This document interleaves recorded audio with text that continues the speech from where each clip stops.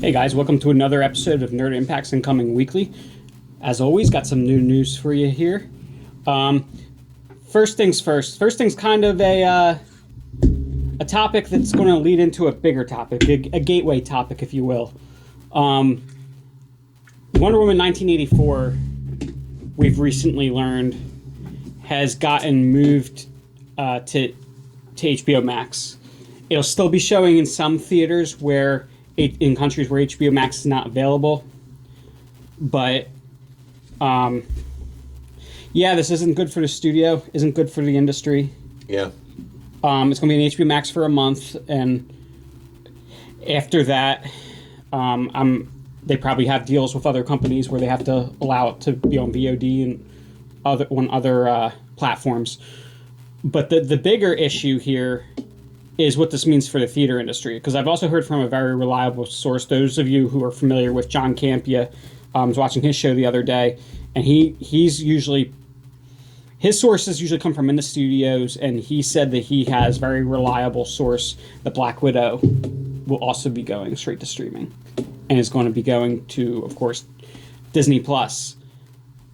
I don't think it's too surprising though. It's unfortunate, especially with 50% of the theaters across the country and just around here being closed. Yeah, but I think this spells something for even what's going to happen after the pandemic. Yeah.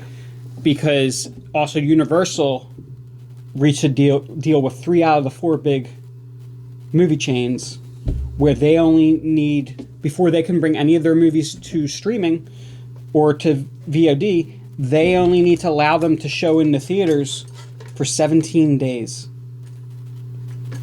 Well, there's a lot of places doing short run stuff too in theaters. For those that don't know, the typical theater window is 90 days. So 17 days is pretty insane. And unfortunately, what this probably means is, now, some people think the theater industry is going to just completely die and disappear. I don't believe that's going to happen. I believe the big theater chains are going to be in trouble. We're going to see, for a while, the big studios switch to more of a VOD platform. Like Disney already said, they're going all in on streaming. Disney's probably not going to be showing anything in theaters anymore. No, and it looks like most of their stuff there, you can see too that they're trying to key to, they're designing the production of a lot of their things. It looks like to more formatted to safely have it be on there, as far as the look of a lot of their features. Well, yeah, we know they got the stagecraft technology now, and that does allow them to do better looking content for a much cheaper budget. Where you can get the experience of looking at something like you were watching it in a theater, but you're able to watch it at home and you're not losing the quality. Well, no, I'm more talking about their environments. They're able to do things on a soundstage and make them look like a natural atmosphere. That's how they do every episode of The Mandalorian, which we talk about every week, so check that out if you haven't yet. Shameless plug. It's impossible to do things on location right now. So yeah, but there's been a lot of advancements as far as a vaccine.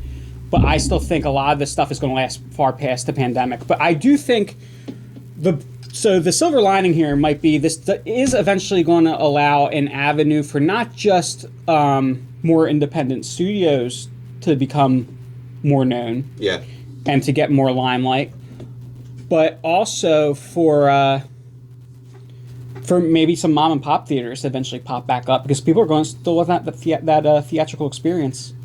Yeah, you still have some of them that are hanging on. Unfortunately, I can't remember the name of a local theater that we have, but there are some smaller theaters that have. Yeah, but I think you're going to end up with more of the smaller theaters eventually rising up when the big theaters shut down. Yeah, I think you're what is currently the movie theaters are going to end up becoming. They're going to go. That's kind of like the middle ground. I think you're either going to have smaller theaters or you're going to be going to larger venues. Mm-hmm. to see some of these events, almost as like you would go see a concert or a sporting event in that same type of arena. I mean, most of the time, if anybody that can remember going to any live events, concerts, or wrestling matches or football games, you watch most of the game on a giant screen. Now that's in front of you. Well, also another way that could go is so the way I saw Jay and Silent Bob Reboot, the way that Kevin Smith released that was he did a theater by theater release where he went to the state where the movie was going to be opening. Mm-hmm. And did a couple shows in some theaters where he watched it with you. He did the intro and all. We could see more stuff like that, where directors do things like that to get their movies out there. That'd be really interesting. I mean, it's definitely a time where the bigger studios, like you're saying, they're fortunate enough where they've graduated the sound stages of old to update today's technology, which is great. So the bigger studios need to focus on that, since you can't, like I said, you can't shoot on location. It's hard. The bigger studios need to go back inside and use what they have available to them. Yeah, because we need to get back to independent filmmaking, and you're already starting to see a lot of that coming around. Some of it good, some of it bad, but I mean it's going to take guerrilla style filmmaking because people aren't going to have don't have the money and the future precedent to back major films. Yeah, and just to highlight what Jake keeps saying about the soundstage, we're not just talking about for safety reasons during the pandemic. We're talking about after the pandemic. It's just cheaper to produce something that way. That's why Universal they changed the film industry that way back in the day with the original Universal Studios and in Britain you got the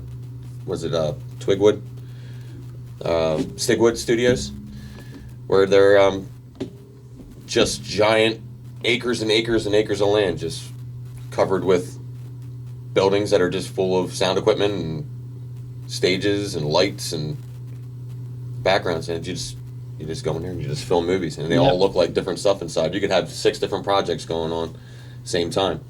Yeah. That was all designed a long, long time ago, and now we have the actual technology where you can make those environments look like real places. Yeah. You don't have to. I mean, it's great that practical effects. I think also it pays to notice that you see people going back to practicality a lot nowadays too, where we don't have the budget. There's no budget anymore. The financing isn't there to hire all these people to work on all the digital aspects of some of this stuff, where if it can be done more cheaper and practically, they're doing it. Well, all right. Well, the game's changing. Yeah, for sure. It sure is. Not just the whole landscape. Yep. The landscape has changed. All right. But certainly the game. Speaking of games, Nick. As we have our nominees for the Game Awards, I have 4 of the topics that interested me. Game of the Year, we have Doom Eternal, Final Fantasy VII Remake, Ghosts of Tsushima, Hades, Animal Crossing, and Last of Us Part 2. For Best Game Direction, we have Final Fantasy VII, Ghosts of Tsushima. Dude, that's really difficult to say. Hades, Half-Life Alyx, Last of Us Part 2. Best Narrative, 13 Sentinels, Final Fantasy VII Remake, Ghosts of Tsushima, Hades, and Last of Us Part 2. And Best Art Direction, Final Fantasy VII Remake. Just say Ghosts. Ghosts of Tsushima, Hades, Ori and the Will of the Wisps, and Last of Us Part 2. I believe Last of Us Part 2 was in every single one of those. It is on every list. Categories, along with Final Fantasy VII Remake. Those two did absolutely fantastic. And Hades. And Hades. Wow. And Ghosts of Tsushima. So, yeah, all those lists seem to have just one difference, except for... No, Last of Us 2. Did you already say Last of Us 2? Yeah, but all of them have... They all have one difference. One different game. Doom Eternal for Game of the Year. Half-Life for Best... Game of the Year had a 6th nomination, Animal Crossing. Oh, and Animal Crossing. And then Half-Life for Best Game Direction. Who's our 13 Sentinels? Half-Life Alyx and... 13 Sentinels for Best Narrative. Ori and Ori. It's great how Doom Eternal's noted in Game of the Year and it's not in any of the other lists. Well, I guess maybe it's the best gameplay, but it didn't have good direction. It didn't have, didn't have a good narrative. Didn't have. Well, I shouldn't say it didn't have good. It didn't have the best. Didn't have the best. Yeah. So, Nick, what games of these have you played, and what are your feelings? I played Final Fantasy VII Remake and a little bit of Doom Eternal. I think we played Doom Eternal, didn't we? I didn't play Doom Eternal. I've seen some gameplay of that. It's really cool. What game on here that you haven't played would you be most excited to check out? Probably Animal Crossing? probably Ghost of Tsushima. I'm into this open world. Is that a horror game? I believe it's an open world action game based in. Okay. It almost sounds like it has like a supernatural kind of sound to it. Yeah. Do you know the plot of that game? No, I Just don't seen know. some gameplay? I've seen some gameplay. It looks pretty cool, and I'm all into like everything Japanese. So. Last of Us Part 2, I think, Chris, is a horror game. Oh yeah, I've played Last of Us. Well, I've recently started playing the first one actually, so I'm a little bit behind.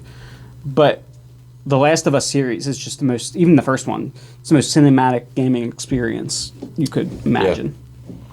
Yeah. I've never felt as involved in the story in any other game I've ever played. The closest I've ever come is Kingdom Hearts. Yeah. Kingdom Hearts has a hell of a story. But yeah, Nick, what else you got for us here? We have some Wonder Girl news. Yeah, how you feel about this? You love your CW shows. I was okay. So CW shows I liked in the beginning when Arrow first came out. Arrow was great when it came out, and it maintained its shine. It might have degraded a little, but it maintained its shine throughout the entire series. Flash, I get tired of Barry sometimes. I feel like that character just doesn't develop. He doesn't do it for you? Well. The first 3 seasons of Flash were definitely the strongest. The first 3 seasons are awesome. Yeah. So you said, Now I remember, Chris, you said to me it was like the major events, like later on in the seasons of Flash, were like more. They were only good stuff. The major events recently have gotten a little hokey. Yeah. Yeah. Crisis on Infinite Earths, I expected more from. But and the CW shows, they have their cheese factor, which you can, appreciate on a certain level, and then it just kind of takes it. Like for me, in my opinion, it's just a little bit too cheesy at times. Yeah. But it's gotten better, like with Stargirl. Stargirl is Stargirl. They're definitely moving in a better direction. I see that. That they're learning, and I hope to see more with Wonder Girl. Wonder Girl is going to follow not Donna Troy. It's going to follow Yara Flor, who is born of an Amazon warrior and a Brazilian river god, and that's just interesting in itself. Yeah, so this is the first time I'm hearing of this character, so I started to do a little bit of research, and there's some info on the character. I believe it's during the future state, and they say that she's seems to be like the polar opposite of Wonder Woman at times. So who's the mother? I don't know. I need to do more research. It wasn't me. Jake, you're falling out of frame. Sorry, buddy. I wonder if it was I'm gonna be honest with you. I didn't move that much over there. Oh, camera action. I wonder if it could be Artemis. She's like one of the only other real prominent Amazonians. Like if it's not going to be Wonder Woman herself, my next guess would be Artemis. But she sometimes takes on more of a villainous or anti-hero role, so that could be a cool dynamic to see. Very interesting. Did they give the name of the Brazilian river god? I couldn't find that. I looked and looked and looked. If it's out there, I'd like to know. So leave that in the comments if you know the name.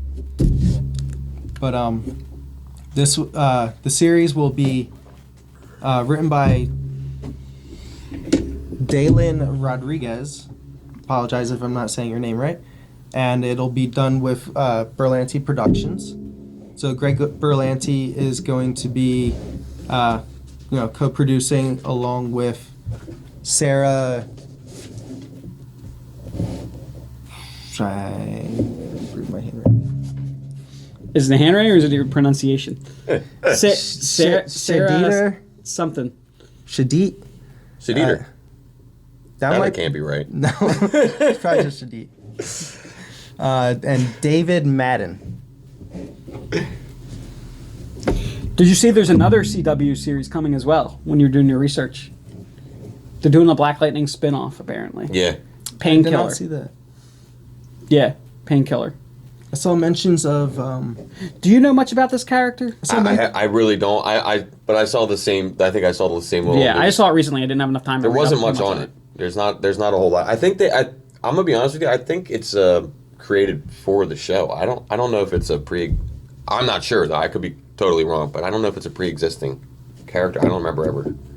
That would surprise me with DC. Although they did do that with the Zeta Project, the animated series. That was a character created for the Static Shock, for the Batman Beyond cartoon. Yeah. That they then spun off into its own thing. So it could be something similar to that. Yeah.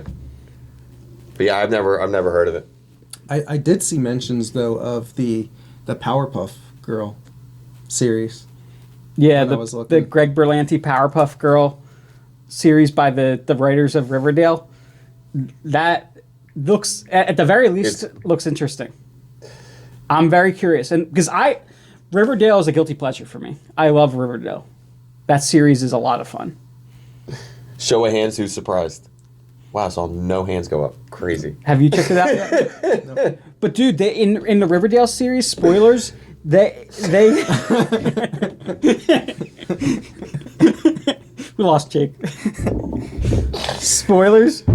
I'd like to point out, before he carries on with his little secret obsession, this man an hour ago told me that he would cut the feed if I even brought up the premiere of Jersey Shore the other night. No. But Riverdale is a comic book property. Riverdale's okay. Riverdale's based on a comic book property. So is Jersey Shore. No, it's not. Yes, there is. There's an independent. Look it up. When we pull it up. Based on, or a comic book property based on the Situation actually promoted this comic years and years ago. Yeah. Anyway, let's wipe that from our memories. He changed his name the other Let's day wipe that from the Situation. He's the Mediation now. Let's wipe that from our memory. This is all going to be cut out. No. Nice. See, told you. So. It's the Mandela effect. People, don't let him fool you. No, but dude, they actually bring in some of the Archie, well, at least one of the Archie comics few like actual superhero characters. Oh, that's really cool. In one of the seasons, but they bring him in as a masked murderer. He believes himself to be an anti-hero, but he's really just a murderer. Jughead the Killer. No, it's the is it the Black Hood? I can't remember. I have no idea. I can't remember his. I think Archie's a bit out of my wheelhouse. Although I've dabbled a bit. Remember the Circle? It was the superhero anti-hero group, and But anyway, Chaos Walking trailer dropped and looks awesome. I know there's been a lot of issues on the production of this movie, and previously people on the set were saying that it was unwatchable. But I have hope because this trailer looks awesome. It does look awesome. And it's got Mads Mikkelsen and Tom Holland and Daisy Ridley and their chemistry together. I can't wait to see somebody with the innocence and the youth of Tom Holland interacting with somebody of the ilk of Mads Mikkelsen. Yeah, it really, and I'd be honest with you, just from looking at that trailer, I mean, you can already see too. I mean, Tom Holland isn't just Spider-Man. Like, I mean, he's already, not that he has to break away from it, but it's great to see he can do more. Like, I realized when I watched that trailer, I'm like, oh yeah, man. Well, I really want to I want to watch this movie, and I want to see like Tom Holland, and it's not just like Tom Holland in Lost City of Z. Okay, I'll have to check that out. We're going on the list. Yeah, Robert Pattinson's in there too, so you could get a feel for his acting chops as well. But anyway, the story here is really cool. So basically, humanity, which apparently it seems like it's just basically men left, have become telepathic, but they can't. It's not optional. They can't block it out. You can always hear everybody else's thoughts. And a woman arrives, played by Daisy Ridley, who doesn't have telepathy. So her lack of power is the superpower because everybody wants her because she's so dangerous because you don't know what she's thinking. That's wild. And let me also put this image in your heads. Let's see. I think Mads Mikkelsen is going to be like the antagonist of this. So let's just picture Tom Holland in his Spider-Man gear and Mads Mikkelsen as Doctor Doom. We got a little preview of what could be Of a possible future. Yep. I could see, dude. That would be a great Doctor Doom. Yet another one to add to the list. We have over at Nerd Impact here. We have a growing list of Doctor Doom potential cast members. Oh, Mads Mikkelsen's at the top of my list at least. I can't imagine anybody being a better Doctor Doom than Mads Mikkelsen. There you have it. But yeah. So what have you been checking out here, Jake?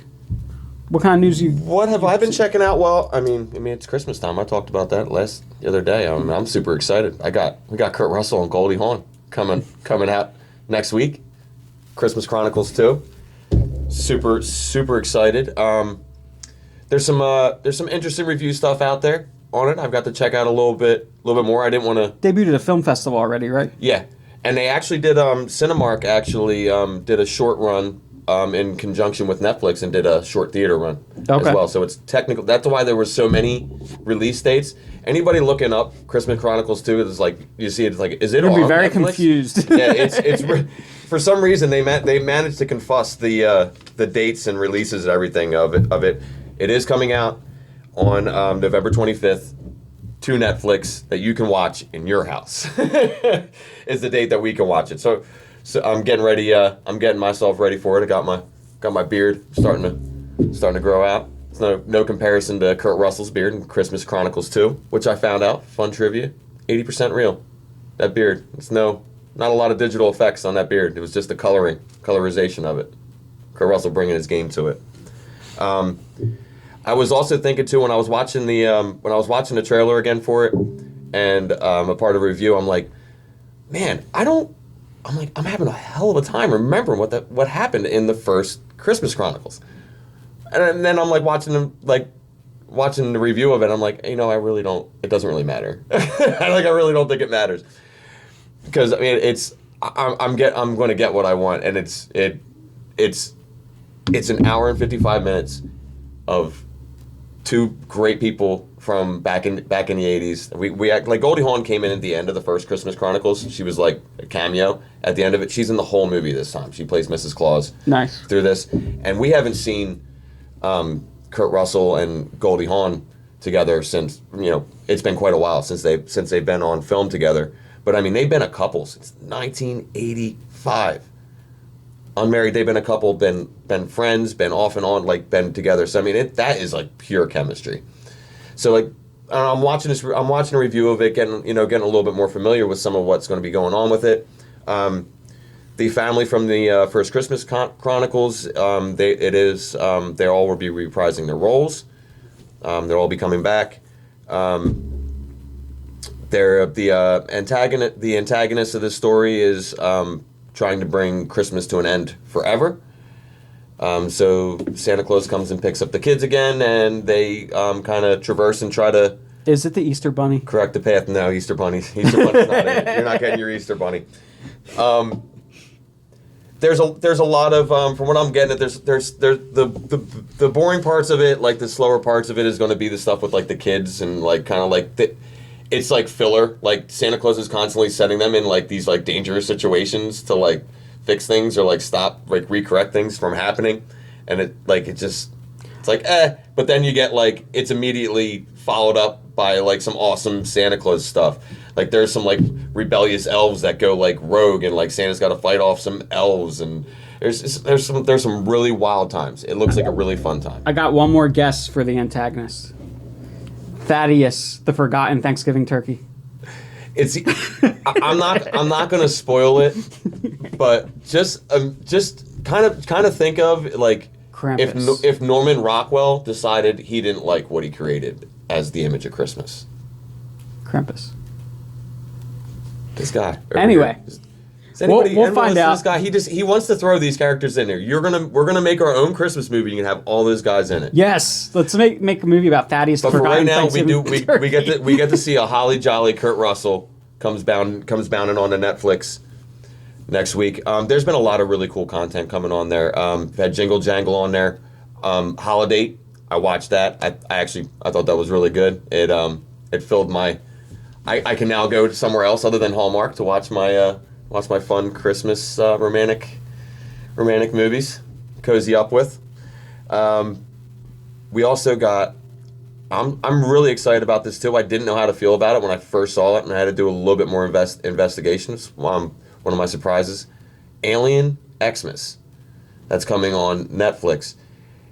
It's not like a DreamWorks CGI animated feature as it might first appear if you've looked at any images of it. It's got an image that they kind of set up with all the other things that are coming out, especially on Netflix around the holidays in these few weeks. It's the one that you're like, you kind of like scroll over. Mm-hmm. Take a little deeper look at it, because it's really it's going to probably end up being one of the more rewatched Christmas specials, I think, going on to the future, because it really harkens back to the Christmas specials of the 60s, 70s, and 80s, the Rankin and Bass stop motion Christmas specials that everybody loved watching, that they still watch today religiously. Alien Xmas is a stop motion holiday feature done by the Chiodo brothers. Chiodo brothers, they're most known for doing stop motion puppetry effects, especially from the 80s. They were the guys who did the Killer Clowns from Outer Space. They did the Critters. They worked on Gremlins. They've anybody who likes monster features or puppetry or stop motion knows who the Chiodo brothers are, and they're bringing their A game. So they work on Gremlins. Are they associated with Henson? No, they did the they worked in partnership with Henson. They did some of the animatronics. Okay. For them. But these guys have been in the industry doing it forever. They're the last soldiers of the stop motion parade, and it's really, really cool that they're no CGI. It's all practical, all stop motion. Mm-hmm. It's a short watch. It's 40 minutes. I think it looks really fun. And it's tongue in cheek. It's more done as like a comedy. It's the aliens like out of time, out of place, and he's trying to fit in. It looks fun, and it's going to fill that nostalgic honey hole that you're definitely desperate to fill this time of year. Speaking of nostalgia, Bruce Timm once again taking on Batman. Yeah. For another animated film, Batman Soul of the Dragon. The first trailer dropped. This Batman design to me looked not exactly like, but very similar to the Batman series. Except I think his cape and cowl in this are blue, not black, if I remember correctly. That's like OG Batman. Like what they refer to as like the world's greatest detective, or like the Cape Crusader Batman. Yeah, it looked like a cross between that, like Bold and the Brave, but like the Batman. Yeah, a cross between Bold and the Brave and the Batman is a good way of. Yeah. And the Bruce Wayne, other than having longer hair, actually also looked similar to me to the Batman Bruce Wayne. Mm-hmm. But also we're getting Lady Shiva in this story. Looks like we're seeing Batman embracing going back to his kung fu training. Yeah.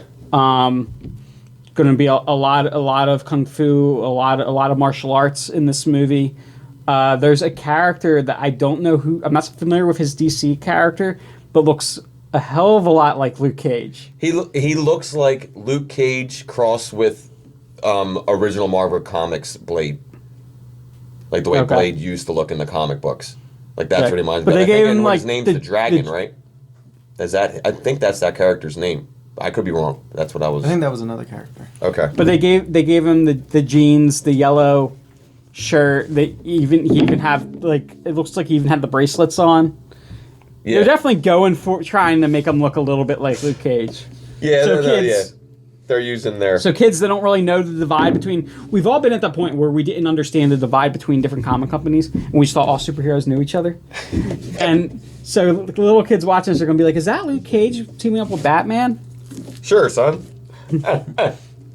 But yeah, and we're getting Lady Shiva. I'm really excited to see that because I've recently been listening to the audiobook version of, well, not really. I've been using text to speech to listen to the book, but I've been listening to the novelization of Batman Nightfall, and Lady Shiva has got a big piece in that story where she helps train Batman to get him back in shape to take on Azrael and take back the mantle.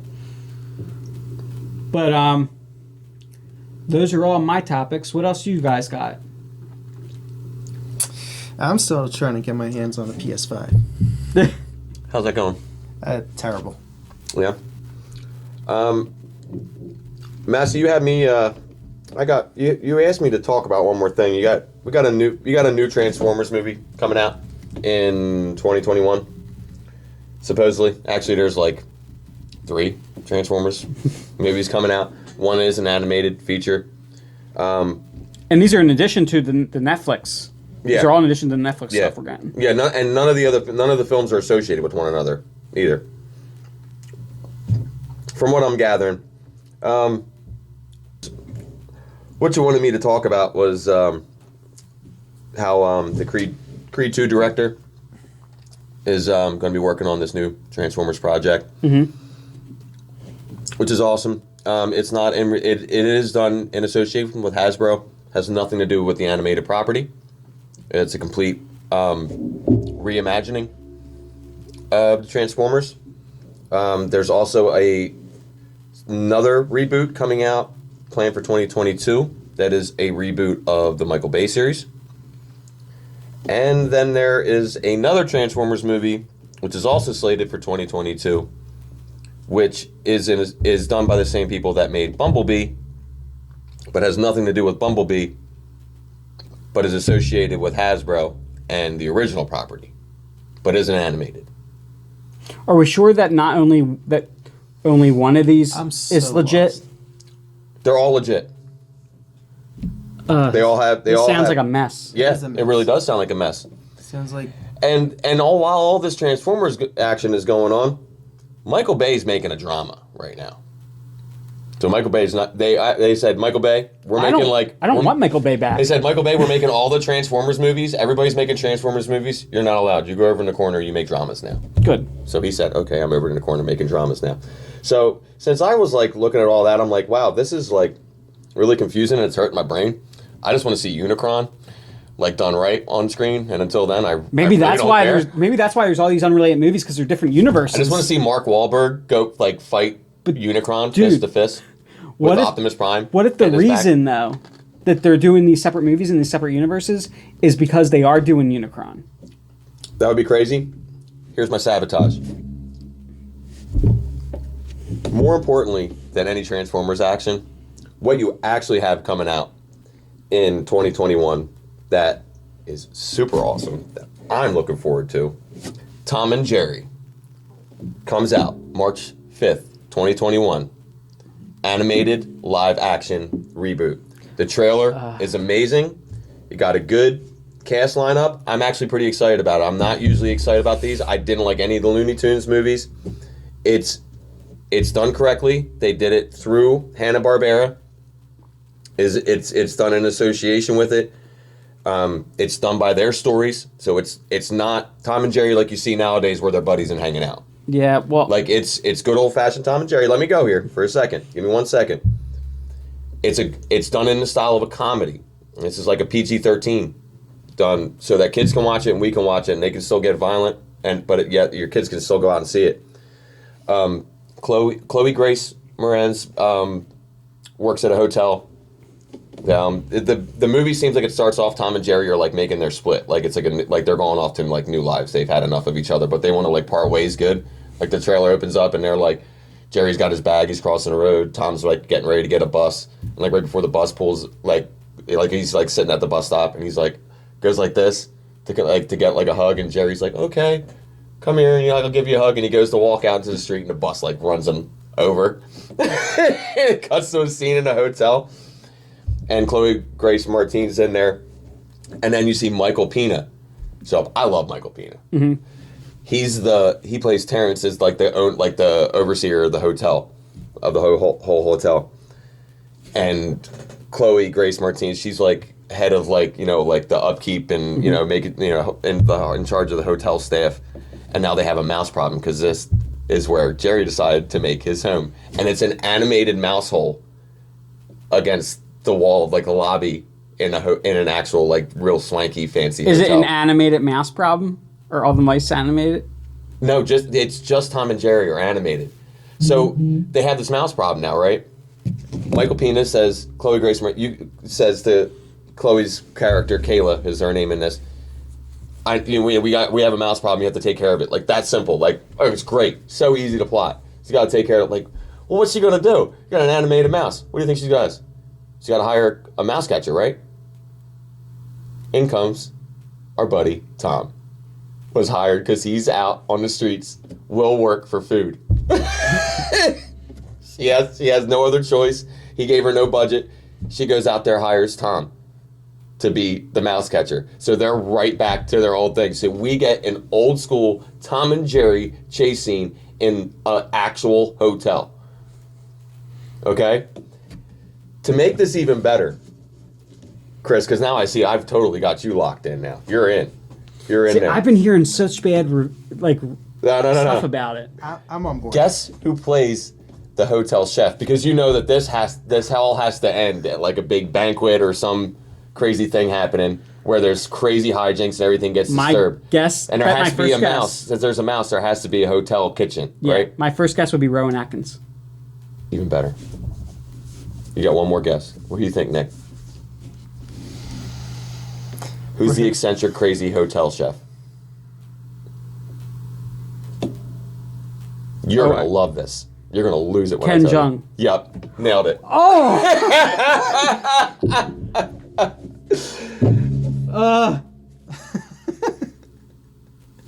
Oh, that's awesome. Yeah, Okay, it really is. I'm in. I've been converted. It has a lot of star power to this. It's like I said, it's done in association with Hanna-Barbera. It was first confirmed and done in 2018. They put a lot of work on this.